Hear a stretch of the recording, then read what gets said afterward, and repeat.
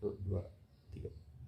Assalamualaikum warahmatullahi wabarakatuh. Perkenalkan, nama saya Uu Nurjana, guru SDN 1 Bina Karya Jaya, Kecamatan Putrarun. Saya di sini akan mengajar pendidikan agama Islam di kelas 5, yaitu pelajaran yang ketiga tentang nama Allah dan kitab-kitabnya. Jadi nama-nama Allah itu ada dalam Asmaul Husna berjumlah 99. Asmaul Husna artinya nama-nama Allah yang terbaik. Dalam berdoa kita selalu menyebut nama Asmaul Husna seperti Ar-Rahman, Ar-Rahim, Al-Hayyu, Al-Qayyum, dan seterusnya. Jadi kita akan membahas tentang nama-nama Allah itu ada 4 di sini, yaitu yang pertama Al-Mumit. Al-Mumit artinya Allah Maha Mematikan. Jadi makhluk yang bernyawa akan mengalami mati. Jadi Allah itu Maha mematikan makhluknya, seperti manusia, hewan, tumbuhan semuanya akan mengalami mati. Yang kedua yaitu Al-Hayyu. Apa arti Al-Hayyu itu? Al-Hayyu artinya Allah itu Maha Hidup. Allah itu yang menghidupkan makhluknya. Allah itu Maha Hidup, kekal, tidak akan mati seperti manusia. Yang menghidupkan manusia hanyalah Allah, dan yang mematikan manusia juga Allah Subhanahu wa Ta'ala. Yang ketiga yaitu Al-Qayyum.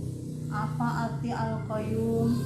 Al-Qayyum artinya Allah itu Maha berdiri sendiri. Allah tidak butuh bantuan makhluknya, tidak seperti manusia. Manusia butuh dengan orang lain. Manusia sebagai makhluk sosial saling ketergantungan satu dengan yang lain. Tetapi Allah tidak membutuhkan makhluknya, tetap berdiri sendiri. Yang keempat yaitu Al-Ahad. Apa arti Al-Ahad? Al-Ahad artinya Allah itu satu, tunggal, esa. Allah itu tidak ada sekutu baginya, tidak seperti manusia. Manusia itu ada ayah, ada ibu, ada anak.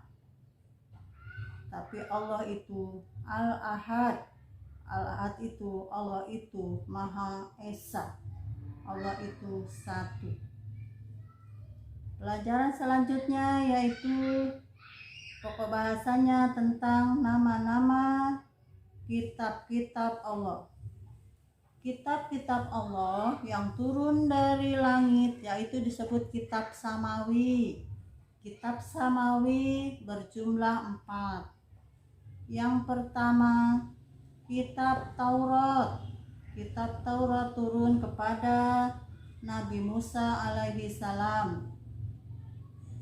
Yang kedua kitab Zabur. Kitab Zabur turun kepada Nabi Daud alaihi salam. Yang ketiga kitab Injil turun kepada Nabi Isa alaihi salam. Dan yang keempat kitab Al-Quran turun kepada Nabi Muhammad sallallahu alaihi wasallam. Al-Quran adalah pedoman hidup manusia, harus dipelajari dan harus dibaca. Al-Quran terdiri dari 114 surat 30 juz dan 6.236 ayat. Maka dari itu kita harus membaca Al-Quran setiap keseharian. Dalam membaca Al-Quran, satu huruf dalam keadaan tidak berwudu udah mendapatkan pahala 10 kebaikan. Jadi membaca Al-Quran dalam keadaan berwudu mendapatkan kebaikan 25 kebaikan. Maka dari itu kita sebagai umat Islam harus bisa membaca Al-Quran dengan tajwid dan tartil. Dan kita harus mempelajari apa arti Al-Quran itu. Jangan sampai kita membaca Al-Quran tidak tidak memakai tajwid atau dengan tidak tartil. Al-Quran itu harus kita pelajari dan harus kita amalkan dalam kehidupan sehari-hari. Jadi nama kitab-kitab Allah itu wajib kita imani, ya. Kita akan menyebutkan rukun iman. Rukun iman itu berjumlah 6. 1. Iman kepada Allah. 2. Iman kepada malaikat-malaikat Allah. 3. Iman kepada kitab-kitab Allah. 4. Iman kepada rasul-rasul Allah. 5. Iman kepada hari kiamat. 6. Iman kepada qada dan qadar. Jadi rukun iman yang ketiga yaitu iman kepada kitab-kitab Allah.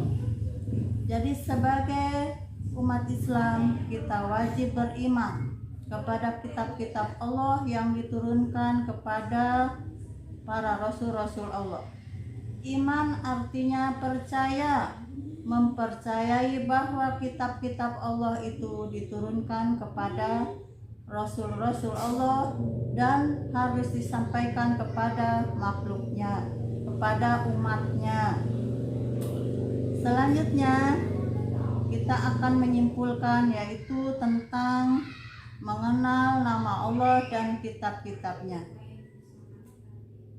Jadi Al-Mumit artinya Allah itu maha mematikan. Yang kedua Al-Hayyu, Allah maha hidup. Yang ketiga Al-Qayyum, Allah itu maha berdiri sendiri. Dan yang keempat Al-Ahad. Al-Ahad itu artinya Allah itu esa atau satu atau tunggal.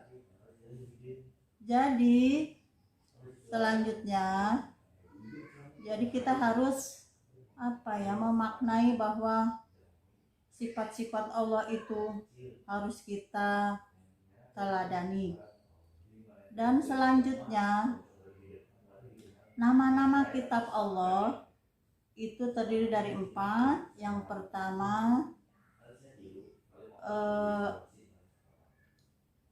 Taurat turun kepada Nabi Musa alaihissalam. Yang kedua kitab Jabur turun kepada Nabi Musa alaihissalam.